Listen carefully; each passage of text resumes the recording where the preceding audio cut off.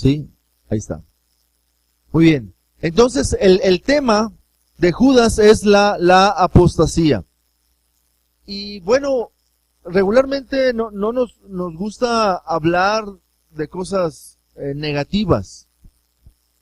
Nos gustaría más estar hablando de cosas positivas. Pero la apostasía es algo que ha existido en todos los tiempos. Un apóstata es alguien que se aparta de la verdad, que se aparta de la fe, a quien Dios le ha dado una encomienda o le ha dado un mensaje o le ha pedido algo y él decide hacer otra cosa. De manera deliberada, de manera rebelde o de manera ignorante. Pero decide hacer otra cosa, diferente a lo que Dios le ha pedido. Y hemos estado viendo, hermanos, en estos mensajes, en los versículos, así nada más repasando un poquito, en los versículos 1 y 2, más que un simple saludo, hablamos, hermanos, de por qué estamos compartiendo este mensaje de la apostasía, y veíamos, hermanos, cómo en el inicio, Judas comienza dando más que un simple saludo de entrada o de bienvenida de una carta, y en ese saludo está bendiciendo con misericordia y paz y amor que sean multiplicadas. Porque, hermanos, lo que va a pedirle a los creyentes al leer esta carta es que ellos contiendan y estén dispuestos a contender. Y ese fue el segundo mensaje que está en los versículos del 3 al 4, un llamado a permanecer contendiendo ardientemente por la fe. Y luego después veíamos 3 ejemplos de apostasía. El caso de Israel, que representa de alguna manera a los creyentes que salieron de Egipto, pero que perecieron en el desierto. A los ángeles que no guardaron su dignidad y que perdieron toda autoridad, ¿verdad? Y a Sodoma y a Gomorra, que representa a los no creyentes, hablando de la perdición. Y luego después veíamos también en otro mensaje los pecados que manifiesta la apostasía. Nos dice que son gente que mancilla la carne o que mancha, ¿sí? Rechazo a la autoridad, blasfeman de las potestades superiores. Y luego veíamos, hermanos, en otro mensaje a 3 antepasados. Esto lo veíamos la semana pasada. 3 antepasados. Y hablábamos de Caín, de Balaam y de Coré. El camino de Caín, el error de Balaam y la contradicción de Coré. Y todos estos ejemplos que Judas está mencionando de la historia son ejemplos que Dios nos ha dejado en su palabra para que a nosotros no nos suceda lo mismo que a ellos. Estas cosas, Dios nos las ha dejado ahí como enseñanzas para que usted y yo estemos atentos. No vivamos una vida, negligente. Que digamos, no, a mí esas cosas no me van a pasar. O que digamos, bueno, realmente no me importa lo que suceda. Yo estoy conforme con vivir esta vida, ¿verdad? La iglesia yo voy cuando yo quiera, a la iglesia yo hago lo que yo quiera, yo hago con mi vida lo que a mí se me pegue la gana, y tratar de llevar una vida negligente, no tomando en cuenta que Dios tiene una voluntad para su pueblo, tiene una voluntad para este mundo. Y quiere Dios que se haga su voluntad, Dios quiere que se lleve a cabo lo que Él ha establecido, pero hermanos, muchas veces los cristianos, los creyentes, vivimos una vida negligente, una vida irresponsable con respecto a lo que Dios nos ha pedido. Y Judas trata de llamar la atención de los creyentes para que no vivamos esas vidas, sino que seamos sobrios, que estemos al pendiente, que estemos al cuidado de nuestras vidas espirituales. Si usted deja que el mundo lo lleve, si usted deja que la corriente de este siglo le dicte su agenda y su manera de vivir y su forma de ser, pues hermano, seguramente usted terminará apartándose de la verdad de Dios. Porque no puede, hermano, por un lado, poner un pie en las cosas de Dios y tener un pie en las cosas del mundo. Eso solamente trae tibieza. Eso solamente trae apatía o indiferencia en cuanto a cumplir con la voluntad de Dios. Así que, hermanos, Judas está exhortándonos a nosotros en esta mañana a que contendamos ardientemente. Y esa palabra ardientemente, hermanos, pareciera que es difícil en un tiempo de tibieza, en un tiempo de frialdad espiritual, en un tiempo en el que los creyentes no quieren comprometerse con Dios y no quieren hacer la voluntad de Dios. El hacer un llamado a contender ardientemente, hermanos, pareciera que eso lastima o que eso ofende a la vida de los cristianos. Pero hermanos, hemos sido llamados a contender, a pelear ardientemente, no tibiamente, no fríamente, sino fervientemente por la verdad de nuestro Dios.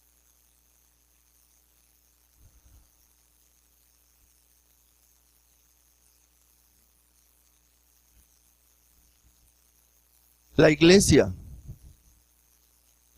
no existe, hermanos, desde que existe Jericó. La iglesia no existe desde este siglo o del siglo pasado. La iglesia no tiene 200 años, 300 años. La iglesia no tiene 500 años. La iglesia tiene organizada desde nuestro Señor Jesucristo. Y comenzó a operar bajo el poder del Espíritu Santo. Y nos ha dejado el libro de los Hechos para ver el comienzo del arranque de la obra de la iglesia con el poder y bajo el poder del Espíritu Santo. Ha habido, hermanos, antepasados que han dado su vida por el Evangelio. Han dado su vida por defender la fe. La fe que nos ha llegado a nosotros. El Evangelio que nos ha llegado. La predicación de la palabra que nos ha llegado a nuestras vidas, hermanos, no solamente costó la sangre de Cristo, ha costado la sangre también de otros mártires en la historia del cristianismo. Pero han sido gente ferviente que ha estado dispuesta a servir a Dios y a hacer la voluntad de Dios. Algo está pasando, hermanos, en la iglesia cristiana de este tiempo. Que los cristianos, hermanos, son más fríos que un refrigerador abierto. ¿Usted ha abierto el refrigerador en estos días?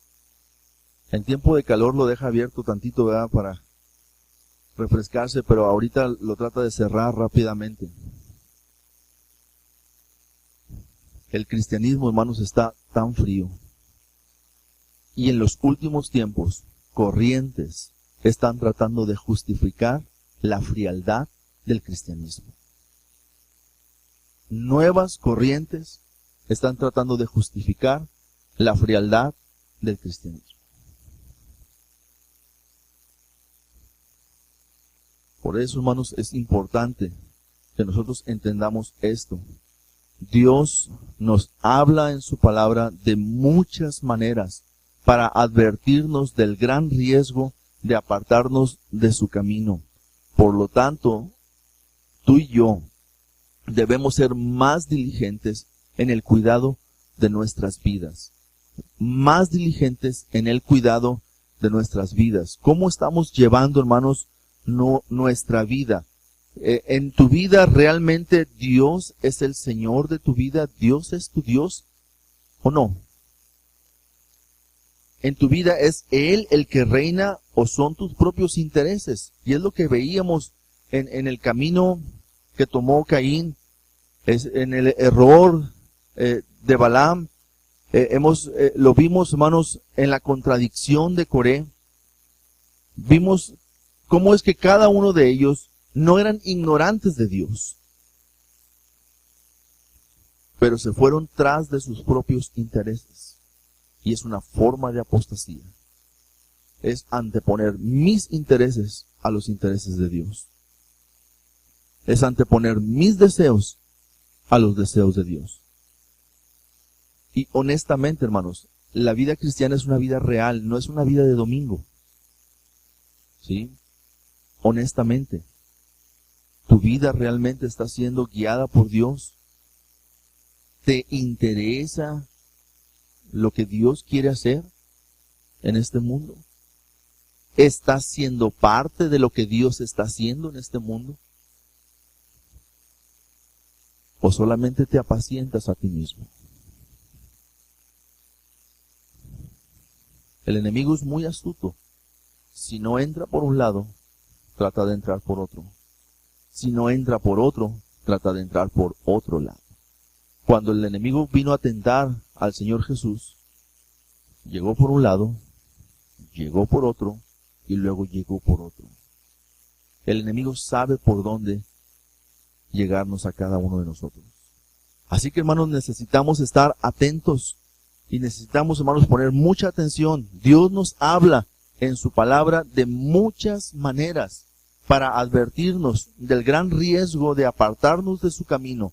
Por lo tanto, ustedes y yo debemos ser más diligentes en el cuidado de nuestras vidas. Usted tiene una Biblia y usted tiene el Espíritu Santo de Dios morando en su Biblia. Usted puede tener una relación con Dios por medio de la palabra y el Espíritu puede iluminar su entendimiento para comprender, porque la palabra de Dios, hermanos, alumbra a los sencillos también. Usted tiene la palabra, lea la palabra, bajo la dirección del Espíritu Santo, orando a Dios, buscando su voluntad. En esta mañana quiero compartir con ustedes este mensaje, hermanos, que son 5 alegorías. 5 alegorías.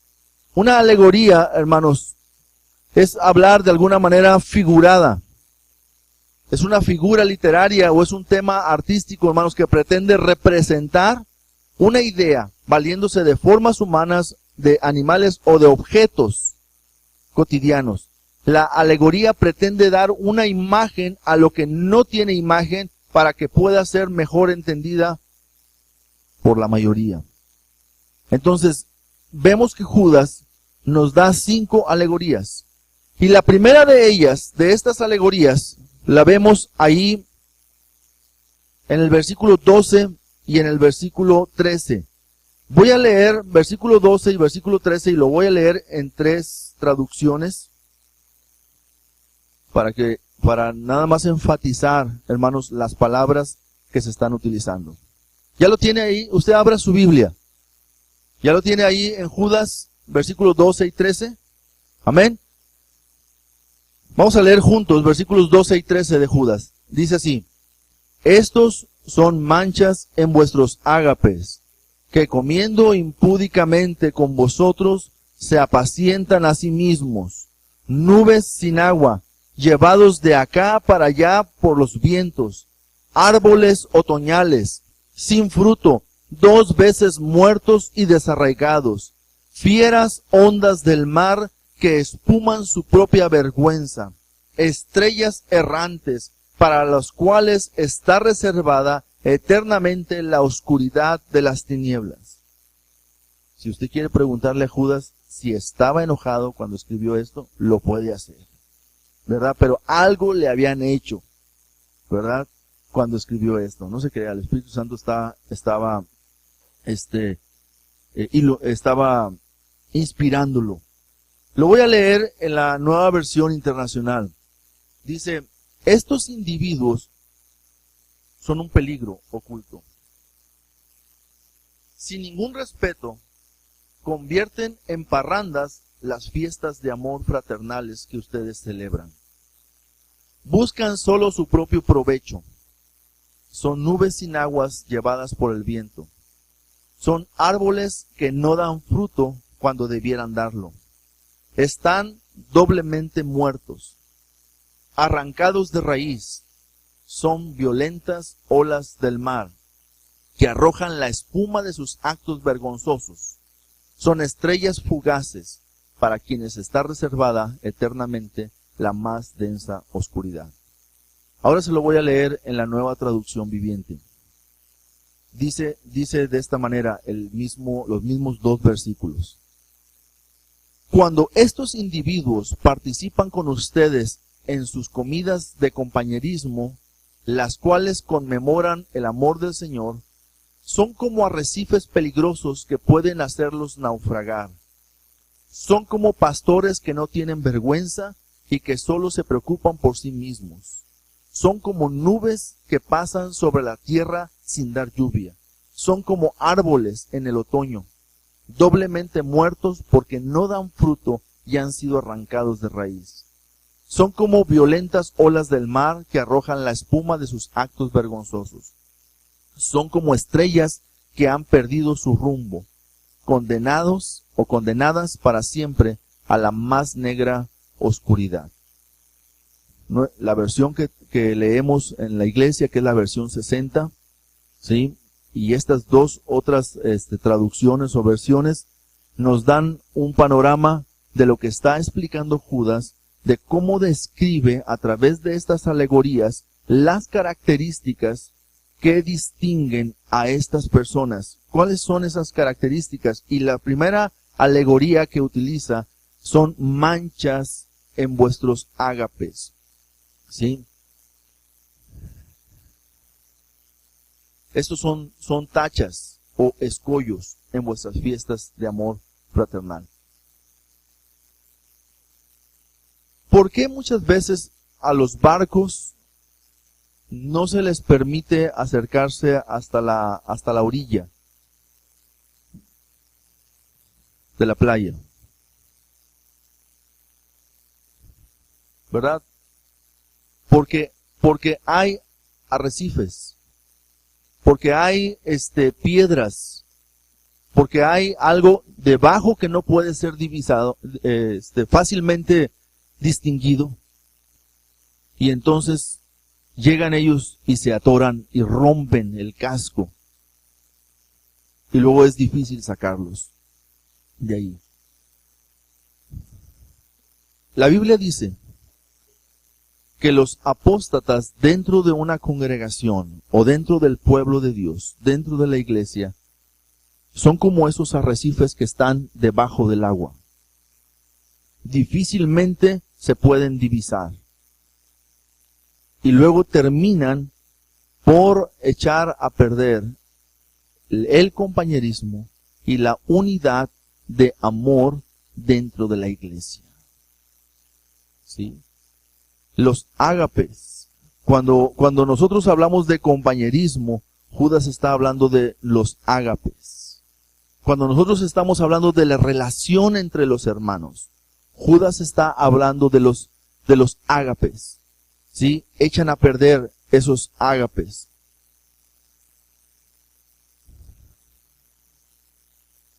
Estos son manchas que dañan y que afectan. ¿Ustedes han visto alguna fiesta que termina en alguna batalla campal?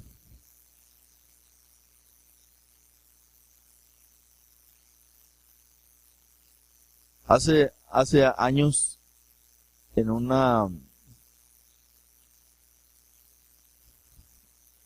unos vecinos estaban en una fiesta.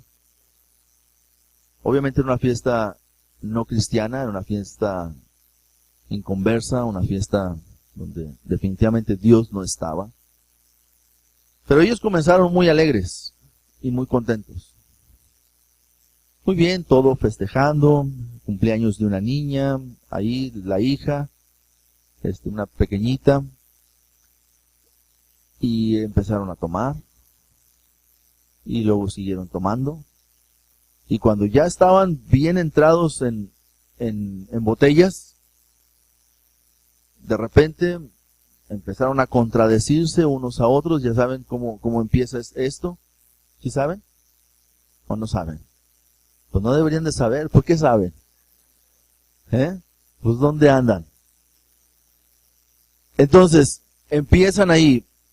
Pues para no hacerlo muy largo la ilustración, uno de ellos agarró una botella de cerveza y se la estrelló al otro en la cabeza y se la quebró. Y bueno, pues ahí lo tumbó y ya vino la patrulla y trató de hacerse cargo de todas las cosas que estaban pasando ahí en esa casa.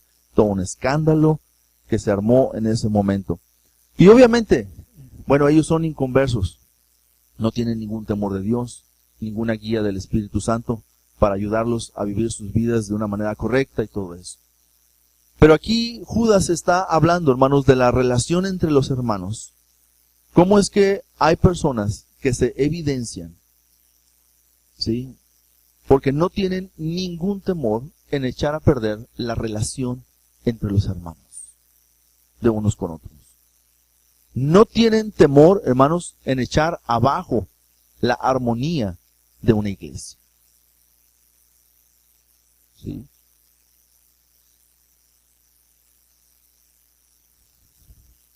Son manchas que dañan la relación entre los hermanos. Hermanos, en la iglesia, cuando la iglesia tiene comunión y cuando la iglesia tiene armonía, la iglesia se fortalece unos a otros en la relación de amor. La iglesia se edifica unos a otros. Pero cuando se rompe la relación y la armonía en la iglesia, hermanos, deja de haber edificación de unos para con otros. Y se convierte en juicio. Todo lo que uno hace y lo que otro hace es juicio constante. Y no hay armonía en la iglesia. Y como no hay armonía, hermanos, tampoco hay esa bendición que Dios envía cuando los hermanos están juntos. Ni tampoco hay esa vida eterna que debería ser el resultado y el fruto de una iglesia fortalecida en amor, que comparte el Evangelio y la luz de Cristo a otras personas. Estamos viendo, hermanos, cómo es que yo no debería de ser un apóstata. Cómo usted no debería de ser un apóstata. Y así que, hermanos, mucha de esa armonía se rompe entre los hermanos por un simple comentario mal pensado, mal cuidado, mal dirigido. Hay personas que se queman por dentro por querer decir. Y hay gente, yo no sé cómo le hace, pero tiene una capacidad de enterarse de todas las cosas malas de todos. ¿Cómo le hace? No lo sé.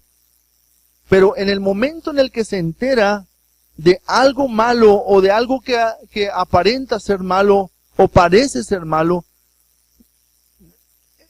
ya lo sabe. Ahora está viendo a quién le habla por teléfono para decírselo. ¿A quién le manda su inbox? Y déjame que te cuente. Es el comienzo de esos escollos que están escondidos ahí. Esas manchas en el ágape.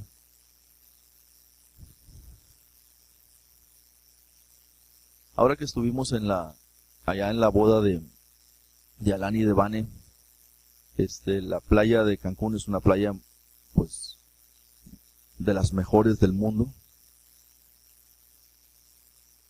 Y desde el hotel se divisaba el mar y se divisaba muchas veces el fondo del mar. Y en algunas partes se veía oscuro. Donde esas partes estaban oscuras eran como unas manchas.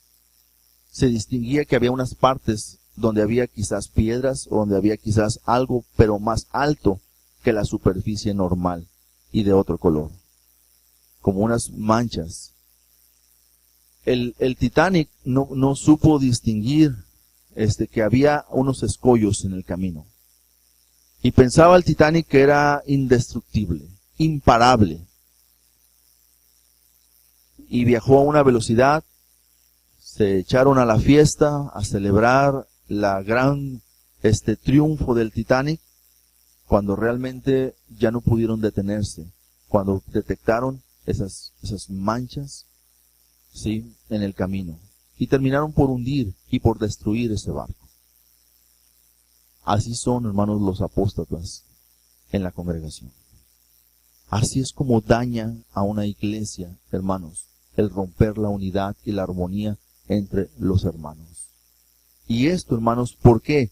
Porque el diablo quiere destruir la obra de Dios y busca de una manera, y muchas veces un comentario, una actitud, un chisme, hermanos, debilita a la iglesia más de lo que usted se pudiera imaginar.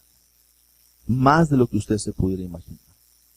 Aún y lo que usted estuviera platicando fuese cierto. Aún y cuando fuese cierto, nadie nos manda a romper la armonía de nuestra iglesia. ¿No lo cree? Son peligrosos, escollos ocultos.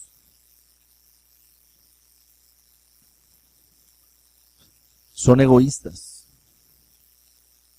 Comiendo impúdicamente con vosotros se apacientan a sí mismos, lo dice otra versión. Hermanos, está solamente buscando el apacentarse a sí mismo. Luego, otra alegoría que utiliza Judas es la de nubes sin agua. Dice el versículo: estos son manchas en vuestros ágapes que comiendo impúdicamente con vosotros se apacientan a sí mismo. Y luego viene la siguiente: nubes sin agua. Las nubes siempre nos hablan de bendición. Es lo que produce alegría al labrador que espera las lluvias para que su trabajo se vea prosperado. Pero estamos hablando de los apóstatas, ¿sí? Están vacíos. Son nubes que pasan, pero no dejan agua. No traen agua. Son la frustración. Al verlas, producen alegría, pero es solo apariencia y producen una tremenda frustración. No tienen nada, no sirven para nada. Es como una masa amorfa de humedad que no trae ninguna bendición. Los apóstatas son incapaces, hermanos, de producir bendición. ¿Sí? Como nubes sin agua. Usted no debería de ser un apóstata. Yo no debería de ser un apóstata. Nadie debería de ser un apóstata. Todos deberíamos de tener cuidado, hermanos, de no ser apóstatas. De no estar vacíos como nubes sin agua. Son inestables también, llevados de acá para allá por los vientos. Como dice Proverbios 25:14, como nubes y vientos sin lluvia, así es el hombre que se jacta de falsa liberalidad, o se jacta de falsamente de sus dones, dice la Biblia de las Américas. ¿Sí? Solamente se jacta de lo que posee, se jacta de lo que tiene, se jacta de él mismo, pero no es capaz de producir una bendición y es inestable. Es inestable. No se puede arraigar, no se puede comprometer, no se puede establecer. Estamos hablando de los apóstatas. ¿Sí? Nubes llevadas por los vientos de un lado hacia el otro. No tienen agua, no traen bendición, no son estables, simplemente son pasajeros. Ahí van, de un lado a otro. Estamos hablando de los apóstatas.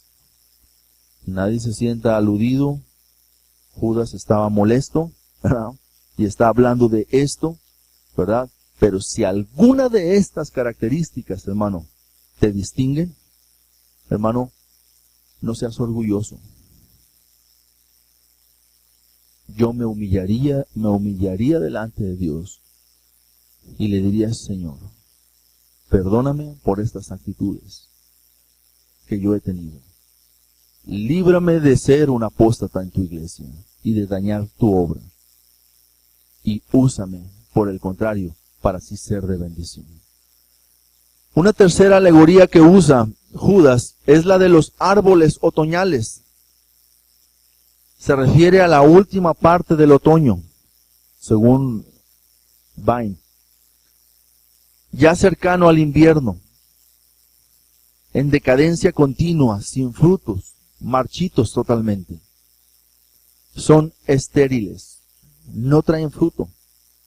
Es una situación completamente opuesta al Salmo 1:3. Serán como árbol plantado junto a corrientes de agua que dan su fruto en su tiempo y que su hoja no cae. Estos no. Los apóstatas son personas, hermanos, que no dan su fruto. Son árboles otoñales. Son inertes, 2 veces muertos y desarraigados. Desarraigados, arrancados de raíz, sin posibilidad de tener vida. Por eso le dice 2 veces muertos. Esta semana estuvieron unos trabajadores tratando de quitar uno de los árboles que teníamos aquí.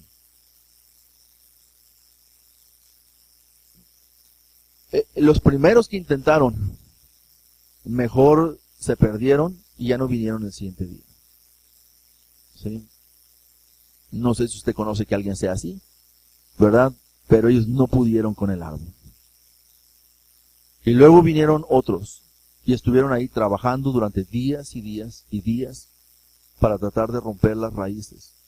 Y cuando pensaban que ya lo habían dejado casi como trompo, con las raíces, trajeron un camión de volteo, le pusieron unas cadenas bien gruesas, lo jalaron y nomás se sentía donde se frenaba el camión. El camión estiraba y no avanzaba. No avanzaba, no podía arrancarlo. En ese momento iba llegando mi hermano Natán y los dos pensamos lo mismo. ¿Cómo quisiéramos que así fueran los miembros de la iglesia? Que ni un Thornton los puede mover, ni las hachazos, ni los barra, ni nada con lo que se les esté, nada los mueva. Que estén plenamente arraigados. Estos árboles de los que habla aquí los apóstatas no son así. Son 2 veces muertos y desarraigados, dice Judas. Hermanos, todo esto es una advertencia para nosotros, para que tengamos atención y cuidemos. La vida cristiana, aquí en Monterrey es bien fácil poder cambiarse uno de iglesia porque hay, es más, esta área metropolitana es el área donde más iglesias evangélicas hay en toda América Latina. Nada más para que sepamos. Y es muy fácil, hermanos, desarraigarse. Pero plantarnos y arraigarnos verdaderamente, hermanos, eso no es fácil. Pero porque no queremos comprometernos realmente con Dios y con su iglesia. Necesitamos, hermanos, establecernos, plantarnos, arraigarnos y decir: nada me mueve. Solamente el Señor me pudiera mover de aquí. Y tenga cuidado con esa frase, ¿verdad? Porque ya ha habido muchos que vienen y me dicen que Dios los movió de aquí y no están en ningún otro lado y Dios los movió de aquí. ¿Usted cree eso? No están en ningún otro lado y Dios los movió de aquí. Los sacó de aquí para llevarlos al mundo. Es una forma fácil de decir que Dios hizo ese trabajo. Y luego usa una alegoría más. Dice Judas: fieras ondas del mar. Olas salvajes del mar.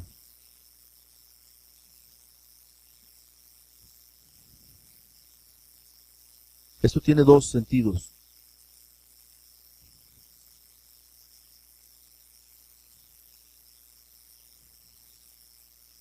Son amenazantes y muchas veces ese es el proceder de los apóstatas. Entran en oculto, son sumamente peligrosos y son como las olas salvajes del mar. Y también son indignos. Dice la palabra que espuman su propia vergüenza. Otra vez volvemos a la ilustración del mar. Yo no sé si cuando usted va al mar le gusta levantarse temprano. A algunos no les gusta levantarse temprano nunca, ¿verdad? Ni en el mar, ni en la ciudad, ni en el rancho, ni en ningún otro lado, ¿verdad? Ya empezaron a señalarse unos a otros y voltearse a ver unos a otros y a pellizcarse, ¿verdad?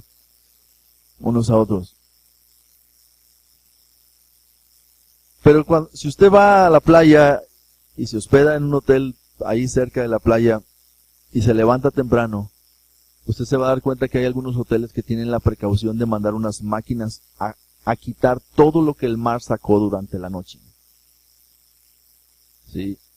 Y hay playas que están bien cochinas, no porque el mar sea sucio, ¿verdad? Sino porque los que transitan en el mar a veces son cochinos, ¿verdad?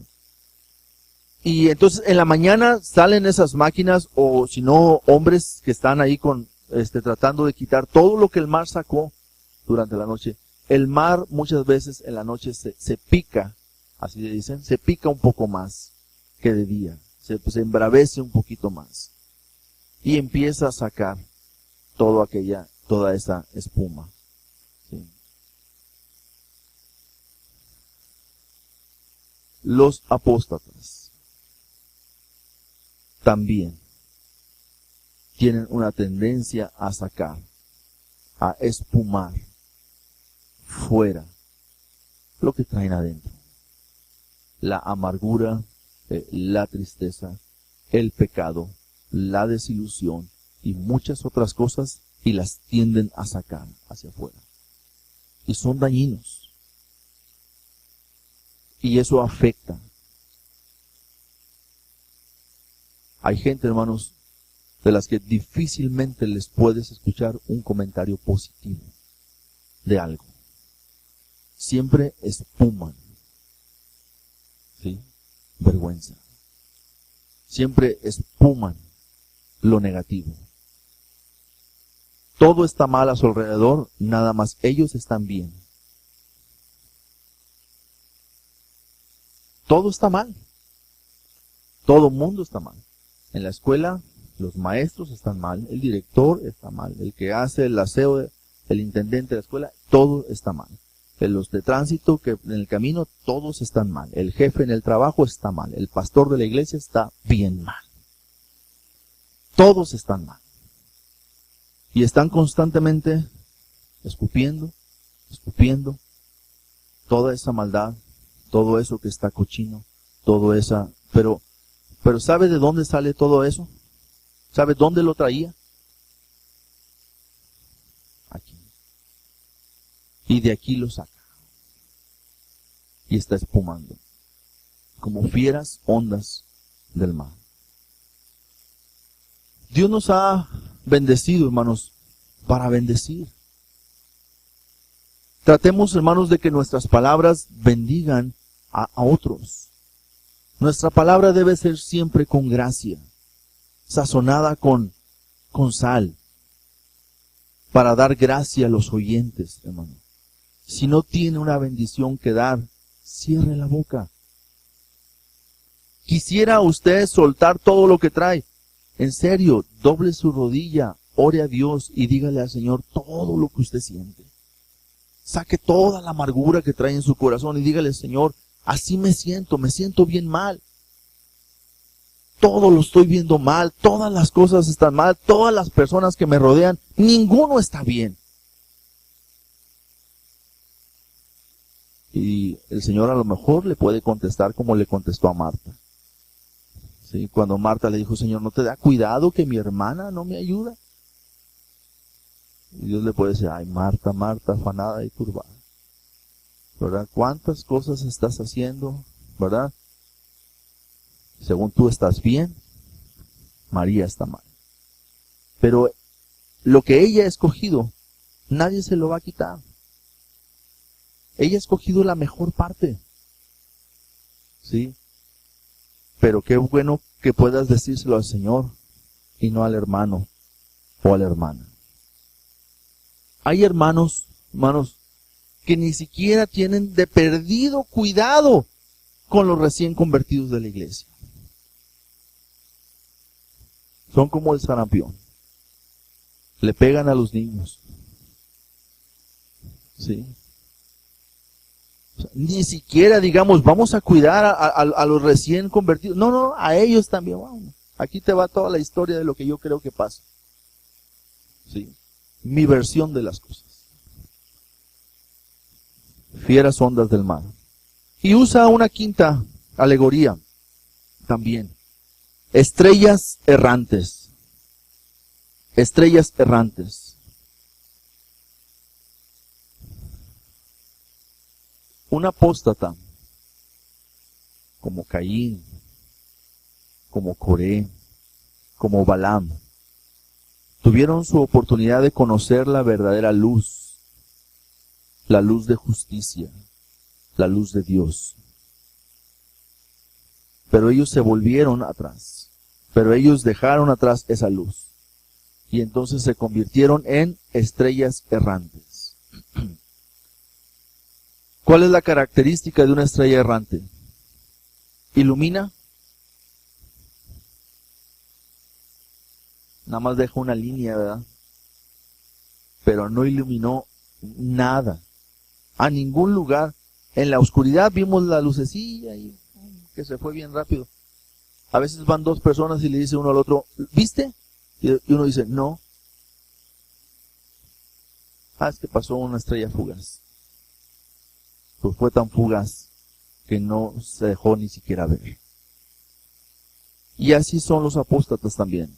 No tienen la capacidad de alumbrar. No dan luz a nadie. O sea, es una luz sin rumbo, sin meta, sin principios, sin visión. ¿Sabe dónde terminan esas estrellas errantes? Perdidas en la más densa oscuridad. Porque se salen de todo.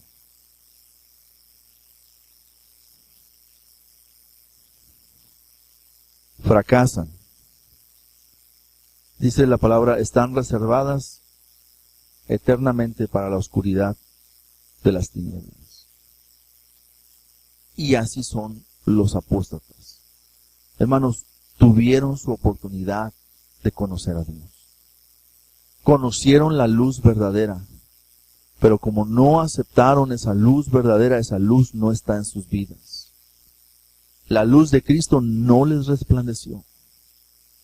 La luz de la gloria de Dios no está en sus vidas. Nadie la puede ver, porque son como estrellas errantes solamente. Estrellas errantes.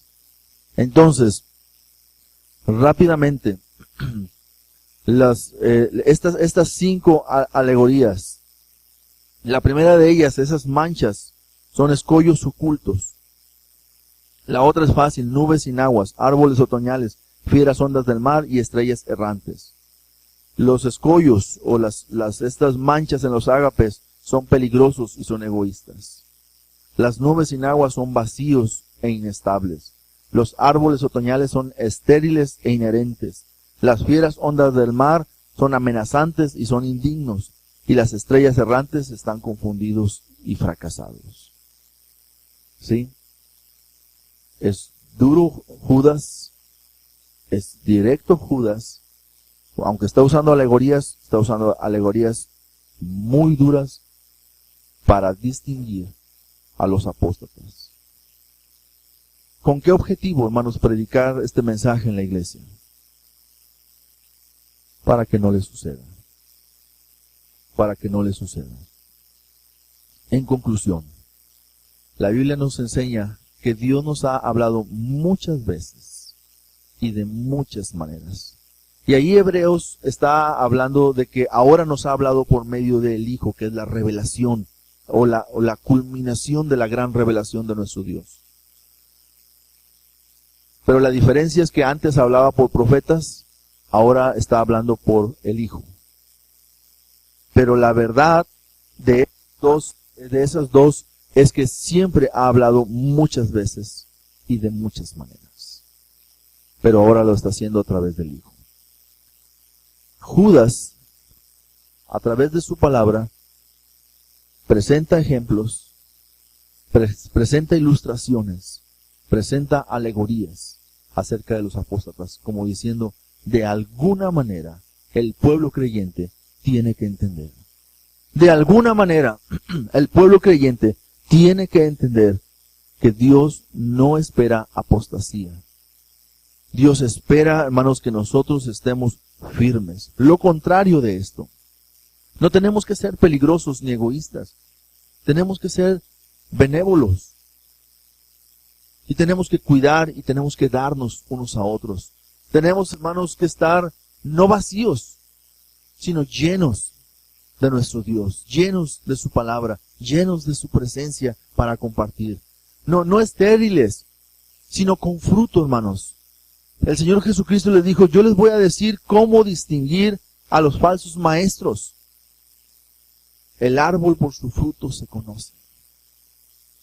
El árbol por su fruto. Y el Señor Jesucristo está enseñando acerca del contexto del pasaje. La pregunta es, ¿quiénes son los falsos maestros? Y el Señor dice, por su fruto lo vas a conocer. Por su fruto lo vas a conocer. Entonces, hermanos, nosotros debemos de dar fruto del Espíritu en nuestra vida y fruto de personas que se convierten a Cristo Jesús por su vida, por su predicar, por su proclamar, por su vivir. No sea desinteresado.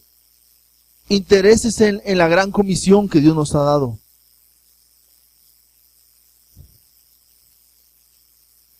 Fieras hondas, deje de amenazar. Usted no sea de los que dicen, a mí el que me la hace me la paga. Deje de amenazar. Quite la amenaza de su vida. No tiene usted por qué estar amenazando nada ni a nadie. Deje lugar a la ira de Dios. Si usted siente que alguien le hizo algo, dígale al Señor, Señor, tú échatelo. No le diga así, hermano.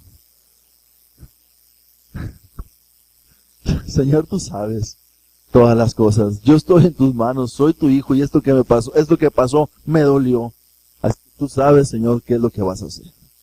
¿Verdad? Estrellas errantes. Establezcase y dé fruto donde usted se establece. Diga, esto es mío y de aquí soy. Esta es mi iglesia y aquí pertenezco.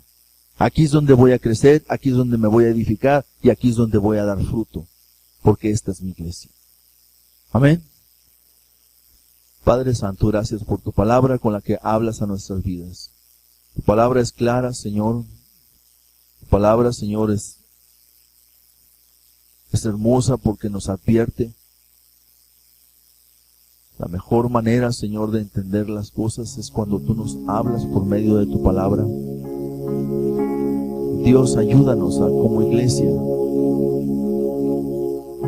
a no apostatar de la fe, a no apostatar, Señor, ni a demeritar este mensaje, porque este mensaje, Señor, no era para aquellos tiempos, es para todos los tiempos de la vida de tu pueblo. Ayúdanos, Señor, a estar alertas y no ser orgullosos.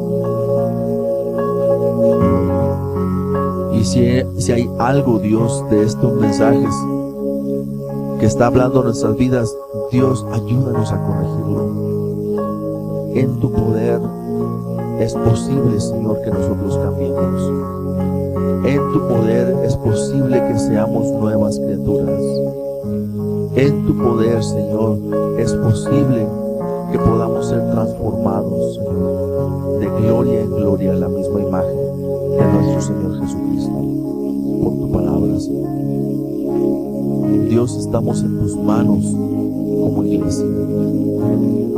Señor, queremos ver tiempos de gloria, Señor. Tiempos de manifestación de tu poder, Señor, en la vida de tu iglesia.